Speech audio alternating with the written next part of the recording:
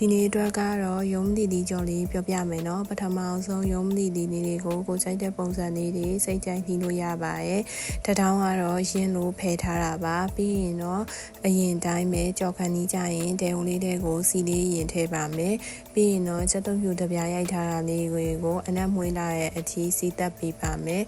ပြီးရင်ဒီနေရာမှာအသားကိုမသုံးဘဲနဲ့ပစုံချောက်ကိုသုံးပေးပါမယ်ပို့ပြီးတော့အရသာရှိအောင်လို့ပါပစုံချောက်နဲ့တခါလဲရောပြီးစီတက်မယ်ပေါ့နော်ရုံးတီတီလေးပါတခါလဲထည့်ပါမယ်အဲ့ဒီအချိန်မှာ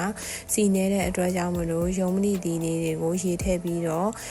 လုံပေးပါမယ်ကြော်ပေးပါမယ်တခါလဲအဲ့လိုနဲ့ပဲရေခဲဝိုင်းရင်ရုံးတီတီလေးတွေကိုနူးလာအောင်လို့ရေလေးနည်းနည်းလေးစီထည့်ပြီးတော့တခါလဲရောပြီးတော့ထည့်ပြီးတော့ကြော်ပေးပါမယ်ပြီးရင်ခြားခံဒီမှာတရုတ်ငံမြရဲ့အကြီးလေးကိုထည့်ပေးပါမယ်တရုတ်ငံမြရဲ့အကြီးလေးထည့်ပြီးတော့တအောင်ကြရင်တော့ရုံးတီတီကြော်တစ်ခွက်ရပါပြီအားလုံးပဲလိုက်လုပ်စားကြည့်ပါအောင်နော်